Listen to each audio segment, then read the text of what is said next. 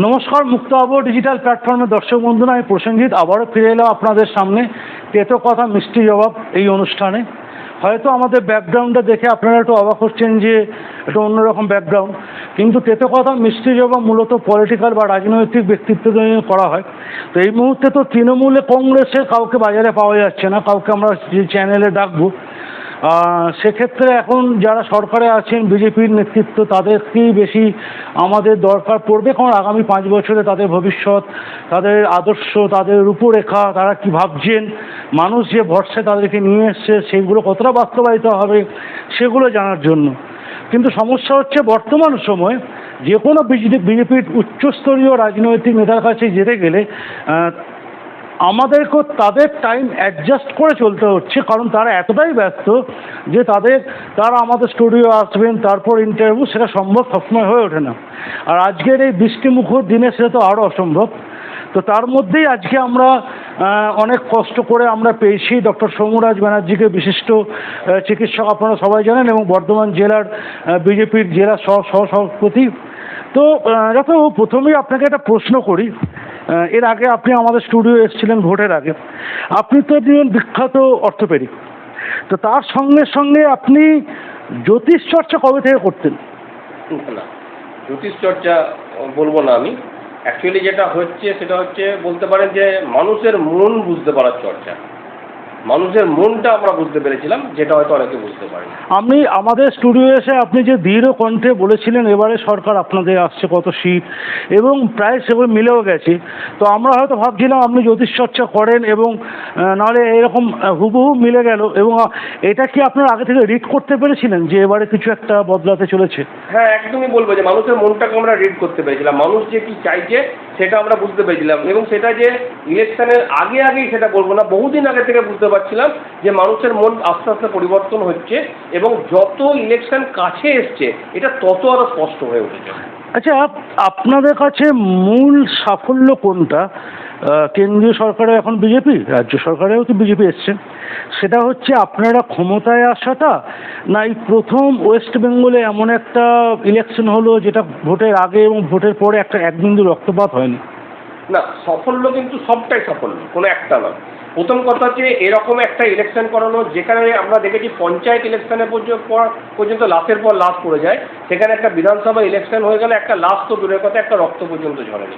Even সবচেয়ে খারাপ area যেগুলো ধরে নিই, ভাঙড় বলুন বা এইসব অঞ্চলগুলোতে পর্যন্ত, বর্ধমান ও মঙ্গলকোট, অনেক জায়গায় আছে, প্রচুর প্রচুর প্রচুর বলতে গেলে সেখানে পর্যন্ত এক বন্ধু রক্ত না ঝরে ইলেকশন হয়েছে, ভোট দিয়েছে, এবং ভোটের পার্সেন্টেজ পর্যন্ত আমরা দেখেছি যে কোন জায়গাতে, তার মানে মানুষ স্বতঃস্ফূর্তভাবে হচ্ছে কিন্তু বেরিয়ে ভোট দিয়েছে তারা। এমন নয় যে কোথাও জোর করে আটকে রাখা হয়েছে বা জোর করে নিয়ে যাওয়া হয়েছে। সেটা একটা সাফল্য। এবং একটা 15 বছরের আপাদমস্তক করাপ্টেড দলকে সরিয়ে একটা স্বচ্ছ ভাবমূর্তির দলকে, এর পেছনে কি আপনাদের সাংগঠনিক কাঠামোকে আপনারা ক্রেডিট দেবেন, না মানুষের গণরোষ তৃণমূলের প্রতি, যার প্রভাবটা আপনাদের? যেমন 2011-এ মানুষ তৃণমূলকে ভোট দেয়নি, সিপিএম এর বিরুদ্ধে ভোট দিয়েছিল। এবারও যেটা হয়েছে, মানুষ কতটা বিজেপিকে ভোট দিয়েছে, কতটা তৃণমূলের বিরুদ্ধে মানুষ ভোট দিয়েছে। দেখুন, ব্যাপারটা হচ্ছে যে আমি যদি বলি সাংগঠনিক আমাদের কোনো সাফল্যই নয়, তাহলে আমি আপনাকে ইলেকশনের আগে যে কথাটা বলতে পেরেছি সেটা বলতেই পারতাম না, কারণ আমি সেই কথাটা তো সাংগঠনিক জায়গা থেকেই বলেছি। আমি তো প্রতিটা লোকের বাড়ি বাড়ি গিয়ে হচ্ছে জিজ্ঞেস করে তাদেরকে আসিনি, বা তারা ব্যক্তিগত তার কথা আমাকে জানা হয়নি। আমি সংগঠন থেকে উঠে আসা খবরটা পেয়েই কিন্তু আমি আপনাকে জানাতে পেরেছিলাম যে এবার পরিবর্তন হবেই। কারণ সংগঠনের প্রতিটা স্তরে, বুথ থেকে শক্তি কেন্দ্র থেকে মণ্ডল থেকে জেলা পর্যন্ত সবাই এটা আমরা রিড করতে পেরেছিলাম যে মানুষ চাইছে। কেন চাইছে? কারণ তারা হচ্ছে তৃণমূলের আচরণে বা তৃণমূলের রাজত্বে তারা হচ্ছে বিতস্পন্ত। তাহলে এটা দুটো, এটাকে আলাদা করে দেখতে হবে না, দুটো সংমিশ্রণ। এটা হচ্ছে কারণটা, আর এটা হচ্ছে তার রেজাল্ট। আমরা এটা বুঝতে পেরেছিলাম সংগঠনের মাধ্যম দিয়ে, আর কারণটা হচ্ছে যে তৃণমূলের প্রতি বিতস্পন্ত। আচ্ছা, 4 তারিখ রেজাল্ট বেরোনোর আগে বিজেপির কর্মকর্তারা থেকে আরম্ভ করে এমনকি আপনিও, যে রাতের ঘুম গত 15 বছর, 18 বছর, 20 বছর, 30 বছর, আর 4 তারিখ মানে বিজেপি মানে জন্ম যার হাত ধরে সেই রাজ্যে বিজেপি নেই, আর 4 তারিখের পর থেকে এখন রাতের ঘুম, পার্থক্য কতটা? পার্থক্য হচ্ছে আরও খারাপ, রাতের ঘুমটা আরও চলে গেছে। মানুষের দেয়। কারণ তখন একটা জিনিস আমরা আজকে ডেটে বুঝতে পারছি, তখন অনেকে হয়তো বলতো, সিনিয়র কার্যকর্তারা অন্য স্টেট থেকে যারা আসতেন তখন তারা বলতেন, বা তখন যেন হাসি পেত আমাদেরও, যে আমরা আবার ক্ষমতা আসবো এরকম বলতো ব্যাপারটা, যে তখন বুঝতে পারতাম না, তখন বলতো ক্ষমতা এলে বুঝতে পারছি কষ্টটা কোথায়। আজকে ডেটে বুঝতে পারছি বিরোধী রাজনীতি করা হচ্ছে অনেক সোজা, সরকার পক্ষে রাজনীতি করা কিন্তু অনেক কষ্ট। আজকের ডেটে দাঁড়িয়ে এমন কোনো দিন নেই আমি ব্যক্তিগতভাবে রাত্রি 2টো বা 2:30 থেকে শুতে পারি এবং কন্টিনিউয়াস ফোন এসে যায়, আবার সকাল থেকে হচ্ছে ফোন আসতে শুরু করে। কারণ মানুষের একটা হচ্ছে, মানুষের আকাঙ্ক্ষা কিন্তু, ইচ্ছা কিন্তু অনেক কিছু বেড়ে যায়, যে এরা সরকার এসছে অনেক কিছু করবে। এতদিন তাহলে কিন্তু ম্যাক্সিমাম মানুষ না পাওয়া থেকে গেছে। আজকে ডেটে দাঁড়িয়ে এরা ভাবছে যে বিজেপি সরকার এসছে, যে হচ্ছে সাধারণ মানুষের জন্য অনেক কিছু করবে। তাদের ছোট থেকে ছোট জিনিসও কিন্তু তারা হচ্ছে ফোন করে বলতে সাহস পাচ্ছে। এই যে বলতে তারা পারছে খোলা মনে, বা ধরুন তাদের সত্যি করে কেউ একটা কিছু অসুবিধা করছে, সেটা হতে পারে, আমি তর্কের খাতিরে ধরলাম কোনো বিজেপির কার্যকর্তাই কিছু একটা সমস্যা করছে, সে কিন্তু আরেকটা বিজেপির নেতৃত্বকে বলার সাহস পাচ্ছে যে আপনাদের ওই ছেলেটা কিন্তু আমাকে এই সমস্যাটা করছে। এতদিন সেটা যারা বলতে কোনোদিন পারেনি, মনের মধ্যে মানে গুবড়ে গুবড়ে কেঁদেছে, কিন্তু কোনোদিন বলতে সাহস পায়নি যে তৃণমূলের কার্যকর্তা বা তৃণমূলের এই নেতাটা এসে আমাকে হচ্ছে অপমান করছে বা আমার এই খারাপটা করছে। না, আপনারা তো ক্ষমতায় তো এলেন, তৃণমূলকে হারিয়ে ক্ষমতায় এসছেন, তৃণমূলকে পুরো ধূলিসাৎ করে দিলেন। না দেখুন, আমি এটা আপনাকে বলছি, আমি আগেও বলেছিলাম যে বিজেপি যেদিন ক্ষমতায় আসবে তার 24 ঘন্টার মধ্যে তৃণমূলের কোনো অস্তিত্ব থাকবে না। তো আমি হয়তো 24 ঘন্টা বলেছিলাম, কিন্তু একদিন বলেছিলাম, কিন্তু ব্যাপারটা 1 মাসের মধ্যে কিন্তু তৃণমূল দলটা উঠে গেছে। আমি হয়তো আক্ষরিক করতে একদিন বলেছিলাম। এটা কিভাবে সম্ভব হলো, যেখানে সিপিএম জিরো থেকেও তারা পশ্চিমবঙ্গে একটা অস্তিত্ব ছিল, কংগ্রেস জিরো থেকে থাকলেও বিধানসভায় একটা অস্তিত্ব ছিল, কিন্তু 80টা এমএলএ, তাই সেরকম একটা দল ধূলিসাৎ, মানে আর কোনো সাইনবোর্ডও নেই। দেখুন ব্যাপারটা হচ্ছে যে এটা বুঝতে হবে যে একটা রাজনৈতিক দল হলে আলাদা জিনিস, তারা কিছু আদর্শগতভাবে কিছু প্রিন্সিপাল কিছু আইডিওলজি নিয়ে যদি একটা রাজনৈতিক দল তৈরি হয়, হারা যেটা থাকতেই পারে, দল কোনোদিন শেষ হয় না। কিন্তু যে দল একটা হাওয়াতে কোনো কিছু ভাবে একটা তৈরি হয়, তৃণমূল মানে কি? তৃণমূল মানে হচ্ছে একটা কিছু সংখ্যক লোক যারা চূড়ান্ত দুর্নীতিগ্রস্ত এবং দুর্নীতি করার জন্যই তারা একত্রিত, ব্যক্তিকেন্দ্রিক দল। মানে তারা শুধু তাদের কাজই একটা, যে কতটা আমরা দুর্নীতি করতে পারি এবং কতটা সাধারণ মানুষকে হেনস্থা করতে পারি, সেই দুর্নীতি করার জন্যই তারা একত্রিত হয়েছে। যখন সরকারের এই দুর্নীতি করার জায়গাও নেই, দলের কোনো অস্তিত্ব নেই, এর মধ্যে কোনো অঙ্ক বা কোনো মানে রকেট সায়েন্সও কিছু নেই। ওর দুর্নীতি করার জন্য একত্রিত হয়েছে, সরকারে থাকলে দুর্নীতি করতে পেরেছে, সবাইকে সাহায্য করেছে। আজকে সরকারে নেই, দুর্নীতি করার জায়গায় নেই, দলের কোনো। আচ্ছা, রাজনৈতিক বিশেষজ্ঞরা বলছেন যে বর্তমান সময়ে তৃণমূল তো শেষ, দা এন্ড, রয়েছে বাকি বিজেপি, সিপিএম বা বামফ্রন্ট এবং কংগ্রেস, ছোটোখাটো বাদ দিন, আইএসএফ এইগুলো বাদ দিন। তো আপনাদের পরোক্ষ মদতে একটা সময় বলা হয় যে ওয়েস্ট বেঙ্গলে বিজেপিকে নিয়ে এসেছিল তৃণমূল কংগ্রেস হাত ধরে, মমতা ব্যানার্জি। তো সেই রকম সিপিএমকে পুনরুজ্জীবিত করার জন্য বিজেপি কি ব্যাকফ্রন্টে কোনো খেলা খেলছে রাজনৈতিকভাবে? দেখুন, বিজেপির কোনো দায় নেই কাউকে পুনরুজ্জীবিত করার, আবার বিজেপির কারোর দায় নেই যে কাউকে জোর করে। না, একজন সিপিএম কর্মী মার খাচ্ছেন না, একটা সিপিএম পার্টি অফিস দখল হচ্ছে না, কাউকে ডিম ছড়া হচ্ছে না, গ্রেপ্তার হচ্ছে না, মানে সিপিএম এর সব ধোয়া তুলসী পাতা? না, একদমই নয়, সিপিএমের ধোয়া তুলসী পাতা একদমই নয়। কিন্তু বিগত 15 বছরে সিপিএম সরকার এখানে কোনো ক্ষমতাই ছিল না, বা সিপিএম কোনো রকম মানে মেন রাগটা করতে গিয়ে জন্মেছে 2021-এর পর তারা পোস্ট ভায়োলেন্সটা করেছে।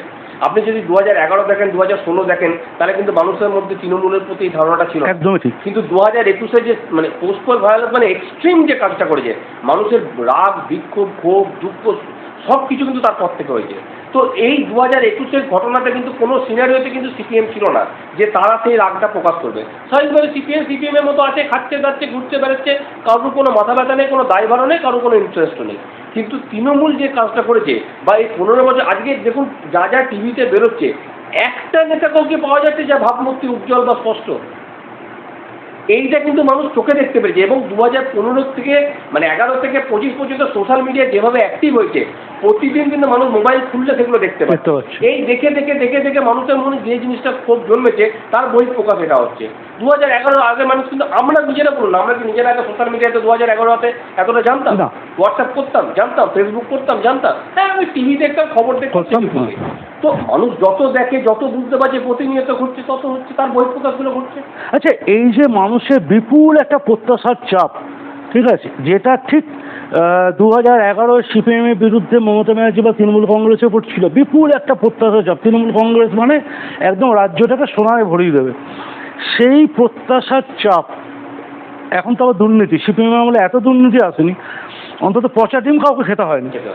তো এই যে এত প্রত্যাশার চাপ, তার সঙ্গে আইনে শাসন প্রতিষ্ঠা করা, এই দুটোকে প্যারালালি নিয়ে যাওয়া, এইটা বিজেপির, আমি শীর্ষস্তরে তো বাদ দিন, জেলা স্তরে কতটা অসম্ভব। মানে প্রত্যাশার চাপটাকেও মেটাতে হবে, আইনে শাসনও প্রতিষ্ঠা করতে হবে, দুটোকে একসঙ্গে। দেখুন, অসম্ভব বলবো না, কিন্তু কাজটা কষ্টকর, ডেফিনেটলি কষ্টকর। আমি যদি বলি কাজটা খুব ইজি, তাহলে হচ্ছে এটা মিথ্যা কথা বলা হয়। কাজটা ডেফিনেটলি কষ্টকর, কিন্তু অসম্ভব নয়। আজকে আমরা বরাবর বলে এসেছি এবং আমরা সেটা প্রথম দিন থেকে দেখিয়েও দিচ্ছি, এখানে কিন্তু শাসকের আইন চলে না, আইনের শাসন চলছে বলে কিন্তু বিজেপি কার্যকর্তারা যে বা যারা খারাপ করছে প্যারালালি কিন্তু। হ্যাঁ, ওই বিষয়ে আসবো আমরা।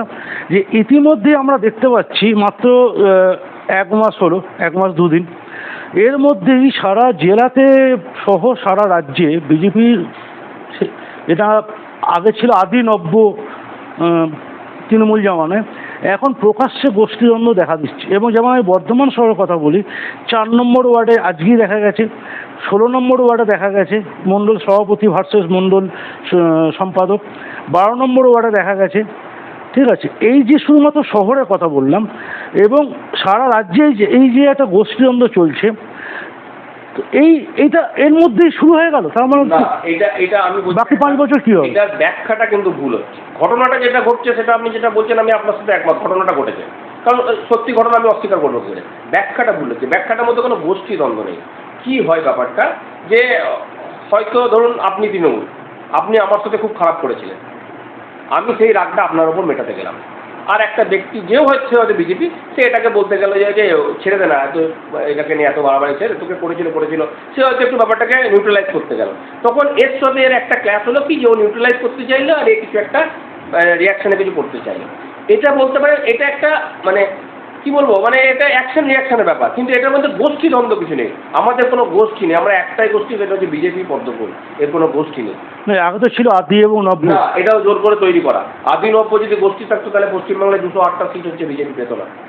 আদি নব্য গোষ্ঠীদ্বন্দ্ব থাকলে 284টা সিটের মধ্যে 208টা পেয়ে আজকে এই জায়গায় ক্ষমতায় আসতে পারতো না। তাহলে গোষ্ঠীদ্বন্দ্বে শেষ হয়ে যেত, 100টা সিটে ক্রস করতো না, যেটা তৃণমূল হচ্ছে সূক্ষ্মভাবে উস্কে দিয়ে প্রচার করার চেষ্টা করেছিল, কিন্তু ফেলিওর হয়েছে। কারণ বিজেপি যখন ওপর থেকে যখন চলে আসে, তখন এই আদি নব্য বলে কিছু থাকে না, সবাই কাঁধে কাঁধ দিয়ে লড়বে। যেখানে অমিত শাহ নিজে বসে ওয়েস্ট বেঙ্গলে 15 দিন ধরে থেকে বুঝেছেন, সেখানে উনি কিন্তু হালকা ছেড়ে দেননি। আদি নব্য যদি থাকতো তাহলে হচ্ছে লড়াইটাই নিজেদের মধ্যেই করতো, বুথে গিয়ে যে কে দেখতো আদিকে নব্য, সেই হিসেবে ভোট দিত।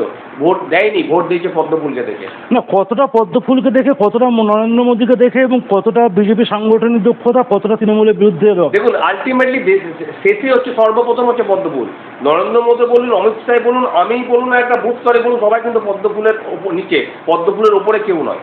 তো বিজেপি, এটা আমি বলে নয়, এটা আমাদের মানে মোদীজি থেকে আরম্ভ করে অমিত শাহজি থেকে সবাই বারবার বলে দিয়েছে। আমাদের একটাই কথা, শুধুই কি বিজেপি পহলে দেশ, उसके बाद পার্টি, उसके बाद हम। না, শুধুই কি বিজেপির সাংগঠনিক দক্ষতা, এর পেছনে আরএসএস এর যে একটা সাংগঠনিক বিস্তার থাকে, আরএসএস এর যে একটা প্রভাব থাকে, সেটাকে ছিল না বলছেন এবারে করতে নাকি? আমি তো এটাকে অস্বীকার করার কোনো জায়গাই নেই। আমি বিজেপি সাংগঠনিক, আমি কি বললাম যে কোনোটাই, আমি যদি এককভাবে বলি যে বিজেপি সাংগঠনিক দক্ষতাতে 208টা সিট পেয়েছে, এটা ভুল বলা হবে। কিন্তু হ্যাঁ, কোনো যদি কেউ বলে আমার বিজেপির কোনো সাংগঠনিক দক্ষতা নেই, সেটাও ভুল বলা হবে। আজকে বিজেপি থেকে আরম্ভ করে সঙ্গে স্বয়ংসেবকরা, শুধু এখন বলে না, 2021-এ কত সঙ্গে স্বয়ংসেবকের প্রাণ গেছে, তার যদি এখন লিখতে বসা যাচ্ছে পেনে কালি শেষ হয়ে যাবে। তারা প্রাণ দিয়েছে 2021 সালে, তারপরও তারা কিন্তু কেউ দমাতে পারেনি, তাদের হিম্মত হয়নি কাউকে দমাবার। তারা কিন্তু হচ্ছে তারপরও গত 5 বছর কাজ করে গেছেন, 5 বছর নিরন্তর কাজ করেছে। এবং এই যে 2026 সালের যে রেজাল্ট, 1 বছর ধরে তারা হচ্ছে বিহাইন্ড দ্য স্ক্রিন তারা কাজ করে যাচ্ছে। আচ্ছা, এক্ষেত্রে একটা কথা বলি, যে অনেকেই তৃণমূলের দুর্নীতিগ্রস্ত নেতারা অ্যারেস্ট হচ্ছেন, গ্রেপ্তার হচ্ছেন, আইনের শাসনে আইনে হচ্ছেন, সেখানে তাদের ম্যাক্সিমাম হচ্ছে যে তোলাবাজি, কাটমানি, এইসবের অভিযোগে তারা গ্রেপ্তার হচ্ছেন, আর্থিক দুর্নীতি। সেখানে দেখা যাচ্ছে বিজেপির 1 মাসের মধ্যে 3-4 জনকে দল থেকে বহিষ্কার করে দিতে হলো, যারা নাকি তোলাবাজি, কাটমানি ক্ষেত্রে ধরা পড়েছে।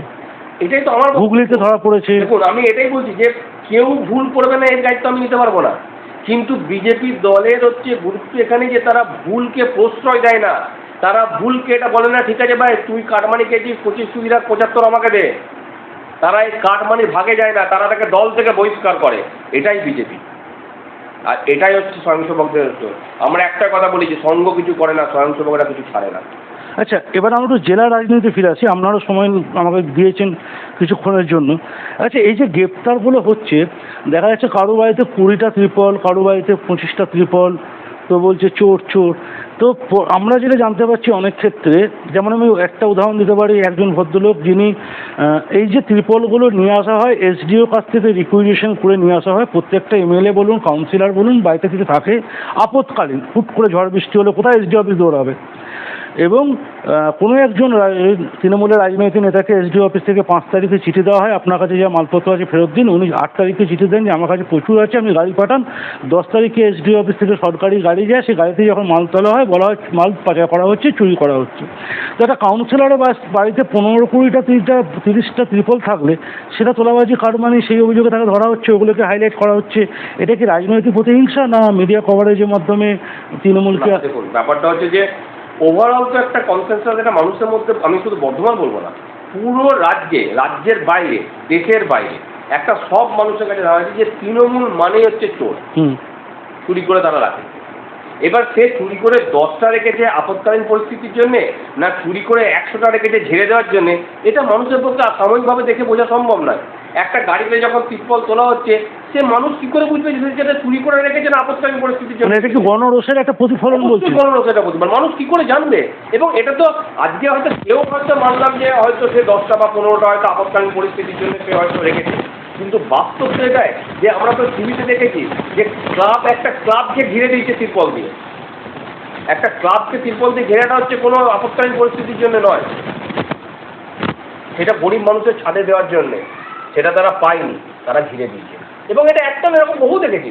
এবার কোনো একটা বিক্ষিপ্ত ঘটনা হয়তো ঘটে যেতে পারে, কেউ কোনো কাউন্সিলর হয়তো তার নিজের ঘরে রেখেছিলেন 10টা আপৎকালীন পরিস্থিতির জন্য, সেটা হয়তো তারা ওই দশচক্রে ভগবান ভূত যেটা হয় আর কি, সেটা 10টার মধ্যে একজন হয়েছে, সেও তাকে চোর বলে। আচ্ছা, এই যে আমরা চোর তৃণমূল, প্রথমে শুভেন্দু অধিকারী বলেছিলেন কোনো তৃণমূলীকে আমাদের দলে নেওয়া হবে না। পরবর্তীকালে শ্রমিক ভট্টাচার্য বললেন ভালো তৃণমূলীদের স্বাগতম। তারপরে মিস্টার বনসল বললেন এখন বাদ বিচার করার সময় নয়। তারপরে দেখা যাচ্ছে কোনো এমএলএকে এয়ারপোর্টে দেখা যাচ্ছে শুভেন্দু অধিকারীর সাথে, কোথাও শতাব্দী রায় বাড়িতে দিল্লিতে চা চক্র চলছে। তো এরা কি সব ভালো তৃণমূলী? এবং তৃণমূলী কি আপনারা ঘুরিয়ে ফিরিয়ে আবার সেই ওয়াশিং মেশিনে প্রমাণিত হচ্ছেন? দেখুন, প্রথম কথা হচ্ছে আমি জেলার লেভেলে আছি, আপনি প্রশ্নটা করলেন অনেক ওপরের লেভেলে। না, জেলার লেভেলে তো অনেকে চাইছে বিজেপিতে আসছে। আমি বলি তার সেই লেভেলে, সেখান থেকে আমি আপনাকে কথাটা বলছি। ওই উদাহরণ দেখিও তো জেলার লেভেলে একই। আমি বলছি না, উদাহরণ এক দিলে হবে না। মানুষের সাথে মানুষ একটা সম্পর্ক রাখবে, কোথাও একটা চা খেতে গেলো, তার মানে এটা নয় যে তাকে দলে জয়েন করে সে বিজেপি হয়ে গেল। জিনিসটা সবটাই যদি আমরা এত সরলীকরণ করে দিই তাহলে খুব মুশকিল। বিজেপিতে আসা কষ্টকর, বিজেপিতে টিকে থাকাটা আরো বেশি কষ্টকর। যারা বিগত 5 বছর 10 বছর 15 বছর ধরে বিজেপিতে টিকে আছে, তারা প্রচুর কষ্ট করে টিকে আছে। বিজেপিতে টিকে থাকা এত যদি সহজ হতো তাহলে 2021 সালে যারা এসছিলেন তারা ফিরে যেতেন না। টিকতে পারেনি বলেই ফিরে গেছে। সেটা জেলার নেতাও আছে, রাজ্যের নেতাও আছে, আমি আর নাম করছি না। টিকতে পারেনি বলেই তারা ফিরে গেছে। আজকের ডেটে দাঁড়িয়ে ক্ষমতায় এসছে, অনেকে হয়তো আসতে চাইবে। আমার সাথে কেউ একটা কথা বললো, বা আপনার সাথে কেউ একটা কথা বললো, বা শুভেন্দুর সাথে কেউ একটা কথা বললো, বা শ্রমিকদের সাথে কেউ একটা কথা, ওটা বাদ দিন, কিন্তু এই বয়ানগুলো পাল্টাচ্ছে কেন? যেখানে শুভেন্দু অধিকারী বললেন একটা তৃণমূল ঢুকবে না, সেখানে শ্রমিক ভট্টাচার্য বললেন ভালো তৃণমূলীদের স্বাগতম। এখন মিস্টার বনসল বলছেন বাদ বিচার করার এখন সময় নয়, সংগঠন বাড়াতে হবে। জিনিসগুলোর মানে প্রেক্ষাপটগুলো বুঝতে হবে। আজকে ডেটে দাঁড়িয়েও আমি যতটুকু জানি একই কথা আছে, কোনো কারোর জয়েনিং এখন হবে না। এখন কিন্তু কোনো জয়েনিং হচ্ছেও না, কোনো জয়েনিং হচ্ছে না। কিন্তু মানুষ মানুষের সাথে কথা বলতে পারে। এবার দেখুন, প্রচুর তৃণমূল যারা ছিল তারা কিন্তু কেউ হয়তো পেটের দায়ে, কেউ হয়তো পিঠের দায়ে, যারা হয়তো তৃণমূলটা করতে বাধ্য হয়েছিল। এটার মধ্যে কিন্তু কোনো লোকানো কিছু নেই। তারা সেই ধরনের যারা করেছে, তো তারা যদি বিজেপিতে আসতে যায় নিশ্চয়ই কোনো কারণ বারণ থাকা উচিত নয়। কিন্তু যারা অত্যাচার করেছে, যারা চুরি করেছে, যারা করাপ্টেড, যারা কাটমারি খেয়েছে, সেই ধরনের কেউ, সেটা বিচার করার দায় কার? কারণ এখানে বিচার লাগে না, এটা হচ্ছে প্রমাণিত, একদম স্বচ্ছ, মানে প্রমাণিত, একদম ম্যাগনিফাইং গ্লাসও লাগবে না, চোখে দেখলে বোঝা যাবে কারা, মানে কারা অত্যাচার করেছে, কারা কাটমানি খেয়েছে, কারা করাপ্টেড, তারা সবাই সবটা জানে। মানুষকে এটাই আমি এখানে প্রথম থেকে শুরু করেছিলাম, বাংলার মানুষকে এতটা বোকা ভেবেই তৃণমূল ডুবেছে।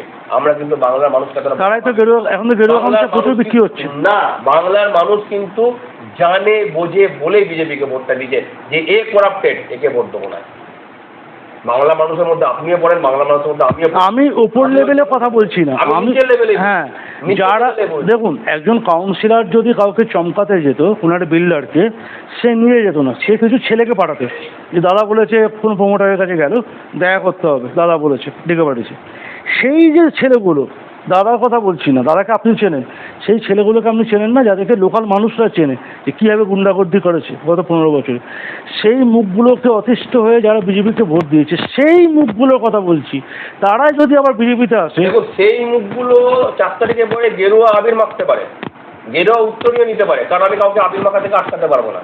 কিন্তু সেই লোক, প্রথম কথা হচ্ছে বিজেপি কাউকে গিয়ে বলবে না যে দাদা ডাকছে, এই কনসেপ্টে বিজেপি আমি তৃণমূলের কথা বলছি না, তৃণমূলে তারা করেছে, কিন্তু তারা এসে এখন আর এই কথাটা বলতে পারবে না যে দাদা ডাকছে, এই জায়গাটা তারা জীবনে আসতে পারবে না।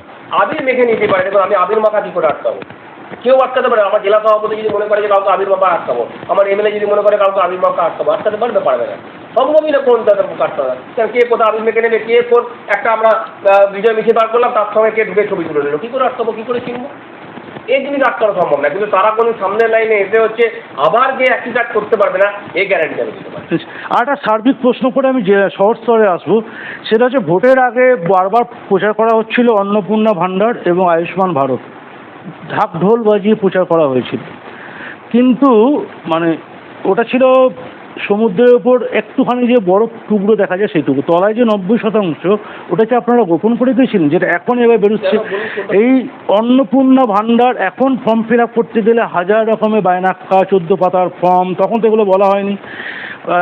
আয়ুষ্মান ভারত আপনারাই প্রধানমন্ত্রী গ্রামীণ বিকাশ যোজনা প্রত্যেকে পাকা বাড়ি করে দিয়েছেন, আজকের দিনে কার বাড়িতে একটা স্কুটি নেই, অথচ স্কুটি থাকলে সে আজকে আয়ুষ্মান ভারত পাবে না, পাকা ছাদ থাকলে আয়ুষ্মান ভারত পাবে না।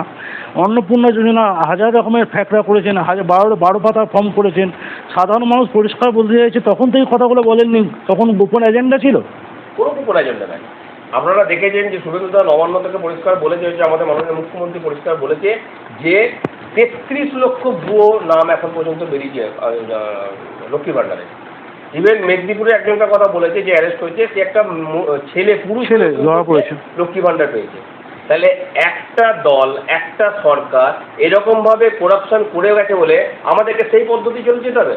মানুষ একটা 3000 টাকা মাসে পাবে, মানে বছরে 36,000 টাকা পাবে, তার জন্য কোনো যাচাই হবে না যে এলো একটা তার জন্য তার ছেলে কোন স্কুলে পড়ে জানতে হবে না। না, কী জানতে হবে কী জানতে হবে না সেটা তো একটা প্রোটোকল ভাবে ঠিক হয়, কিন্তু সেটা কোনো কিছু যাচাই না করে তাকে টাকাটা দিয়ে দেবে, এরকম এইভাবে দিয়েছে বলেই তো আজকে সরকারটা এই জায়গায় পৌঁছেছে। ছেলেরাও লক্ষ্মী ভাণ্ডার পাচ্ছে, ছেলেরাও বিধবা ভাতা পাচ্ছে, কোনো যাচাই নেই। এবং অলরেডি প্রথম দিন বলেছে 33 লক্ষ হচ্ছে ভুয়ো জয়া আছে। তাহলে এই 33 লক্ষ ইন্টু যদি 36,000 হয়, বছরে কত টাকা যায়, কার কোষাগার থেকে যাবে? সরকারে যাবে। তার মানে কার যাবে? আপনার যাবে, আমার যাবে। এটা সরকার যাচাই করবে না। আর আয়ুষ্মান ভারত যদি বলেন, আয়ুষ্মান ভারত তো কোনো বিধিনিষেধ রাখেনি, কোনো বিধিনিষেধ নেই। যে কজন স্বাস্থ্যসাথী কার্ড হোল্ডার যারা সুবিধাভোগী ছিল তারা আয়ুষ্মান ভারত পাবে, পরিষ্কারভাবে বলে দিচ্ছে। এর মধ্যে তো কোনো রাগঢাক কিছু নেই। না, অনেকেই বলছেন যে সাধারণ মানুষ, আমরা যদি সাধারণ মানুষের সঙ্গে মিশে, আপনারাও মেশেন, তো তারা বলছে যে এত 12 পাতা ফর্ম ফিল আপ করার থেকে আমার 3000 টাকা দরকার নেই। আমি না, দেখুন, এটা যদি কারো মনে হয় যে আমার 12 পাতা ফর্ম ফিল আপ করার থেকে আমার বছরে 36,000 টাকা দরকার নেই, সে নেবেন না, সেটা তার ইচ্ছা। আমি তাকে জোর করতে পারবো না নেওয়ার জন্য, আর সে নিলে আমি তাকে জোর করতে পারবো না আটকানোর জন্য। কিন্তু সে যদি ভেবে থাকে যে কোনো কিছু যাচাই করা টাকা, মানুষ কিন্তু অন্য কিছু সময় অনেক ফর্ম ফিল আপ করে, তখন কিন্তু তাদের খেয়াল থাকে না। কিন্তু আজকে হচ্ছে এগুলো হচ্ছে কি বলুন তো, এগুলো হচ্ছে নেগেটিভ প্রোপাগান্ডা করবো বলে, এবং টিপিক্যালি এটা হচ্ছে কিছু বামপন্থীদের এটাকে হাইলাইট করাটা তাদের প্রবণতা হয়ে গেছে।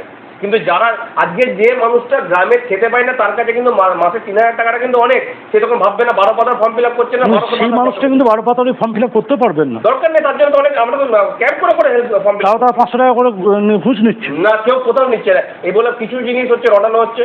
যদি কেউ অনলাইন সাইবার ক্যাফে থেকে করে, সাইবার ক্যাফে মালিক যদি কিছু টাকা নেয়, সেটা তো সরকার নিচ্ছে না, তাকে তো কেউ বলছেও না, ফোর্স করছে না সার্ভার ক্যাম্পে থেকে তুমি করো।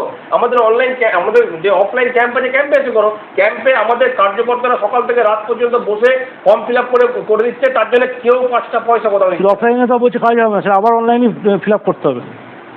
এই যে হ্যারাসমেন্ট মানুষকে ক্যাম্প করে তো করা হয়েছে, তখন তো ফর্ম ফিল আপ হয়েছে, সেই ফর্মের ভিত্তিতেই তো প্রথম টাকাটা প্রথম। আচ্ছা, বিজেপি মানে কি লাইনে দাঁড়ানো? মানে সেই নোটবন্দি থেকে শুরু করে আধার লিঙ্ক থেকে শুরু করে মানে প্রথম থেকে মানে কেন্দ্রীয় স্তর থেকে আস্তে আস্তে এবার রাজ্য স্তরে দেখছি এটা কি কিছুটা সত্যি কথা বলতে পারেন। বিজেপি মানে লাইনে দাঁড়ানোর অভ্যাসটা করিয়েছে বলে আজকে 92-93% পোলিং হয়ে ভোটে লাইনে দাঁড়িয়ে মানুষ ভোটটা দিয়ে বিজেপিকে জিতে দেখিয়ে দিয়েছে।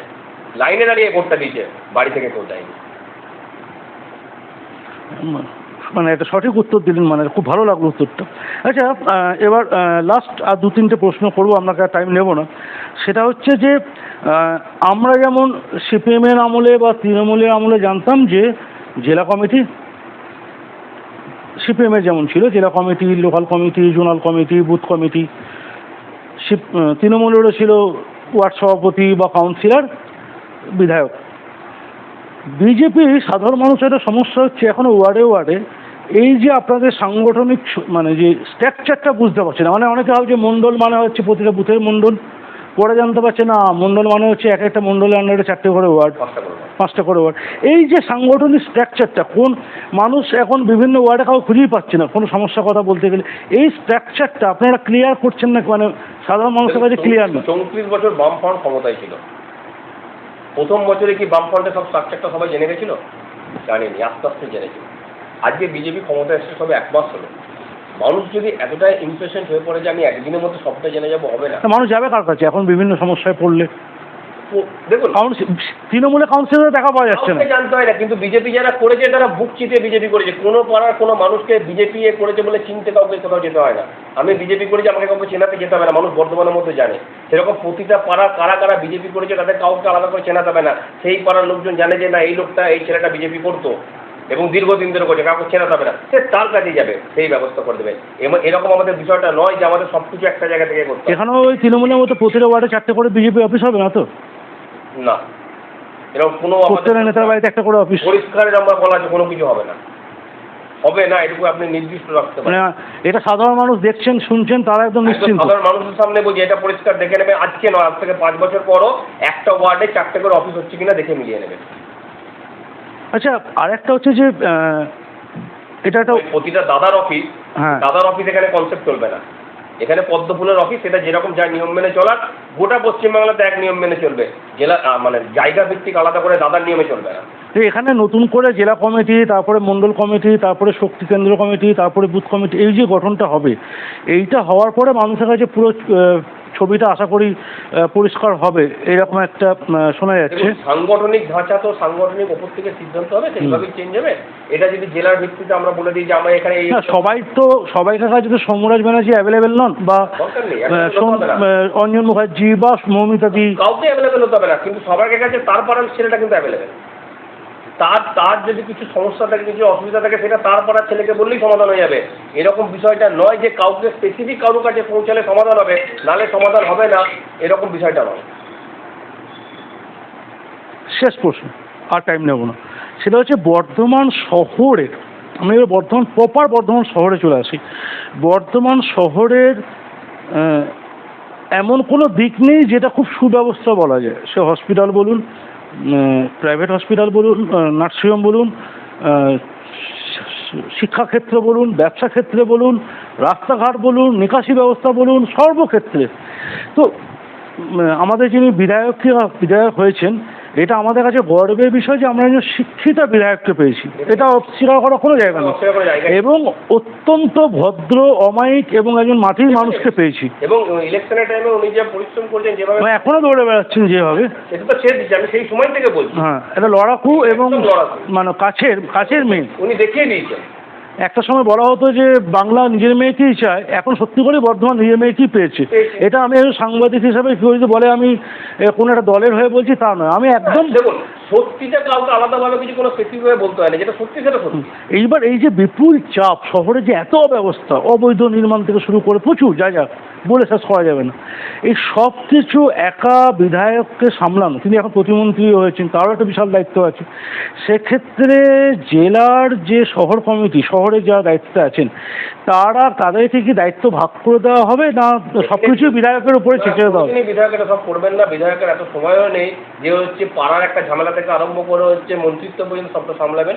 নিশ্চয়ই ভাগ করা হবে, ডেফিনেট জায়গা সবাইকে আলাদা আলাদা করে দেওয়া হবে, তারা তাদের নিজস্ব মতো জায়গায় কাজ করবেন। তাদের সমস্যা যেটা হবে সেটা তার উপরে বলবে, তাদের যেটা সমস্যা হবে সেটা তার উপরে। হ্যাঁ, অনেকটা সিপিএম কাঠামোর যে একদম সেইভাবে সিপিএম কাঠামো কিনা বলবো না, বিজেপির কাঠামোতে কাজ চলবে, সব কাঠামোটা বিজেপির কাঠামোতে কাজ চলবে। শেষ প্রশ্ন, পৌরসভা কবে ভাঙছেন? না, কোনো কিছু ভাঙা হবে না, পরিষ্কার আমাদের বলে দিচ্ছে। ভাঙার মতো কোনো মানসিকতা নেই, ভাঙার মতো কোনো চিন্তা ভাবনা নেই। যে যেমন রাত্রি 12টার সময় মেমারির 10 জন পৌরপতি এবং কাউন্সিলর এবং পৌরপতি বাড়ি ঘেরাও করলেন যে সোমবারের মধ্যে রেজিগনেশন দিতে হবে, এটা কি গণবিক্ষোভ? সেটা দেখুন ওখানে কীভাবে কী তারা করেছে, হঠাৎ করে তাদের কী গণবিক্ষোভ হয়েছে, কী কারণ সেটা না জেনে দুম করে আজকে দাঁড়িয়ে একটা মেমারির সম্বন্ধে স্টেটমেন্ট আমি দেবো না। আমি বর্ধমান দক্ষিণের সম্বন্ধে বলতে পারি। ইভেন আপনি যদি আপনার তো যেহেতু চ্যানেলে আছেন, চেয়ারম্যান তো জিজ্ঞেস করতে পারি যে চেয়ারম্যানকে এরকম কোনোদিন কেউ বলেছে কিনা যে আপনাকে ইমিডিয়েটলি রেজিগনেশন দিতে হবে। কেউ বলেনি, বরং কি চেয়ারম্যানকে এটাই বলা যে আপনি আপনার মতো কাজ চালিয়ে যাবেন, কোনো রকম কোনো সমস্যা। ইভেন বিধায়িকা গিয়ে বলে এসছে যে আপনি আপনার মতো কাজ চালিয়ে যাবেন, কোথাও কোনো রকম। উল্টে তৃণমূলের কাউন্সিলরদের দেখা যাচ্ছে না, এমসিআইতে দেখা যাচ্ছে, তারা নিজেরা যাচ্ছে না। কোনো তৃণমূলের কাউন্সিলরকে এরকম ফোন করে কোনো বিজেপি কার্যকর্তা বলেনি যে আপনি কিন্তু মিউনিসিপ্যালিটি অফিস যাবেন না বা আপনি কাজ করবেন না। বরঞ্চ আমরা বারবার বলছি আপনি যান, কাজ করুন, সাধারণ বর্ধমানবাসী যেন পরিষেবা ব্যাহত না হয়।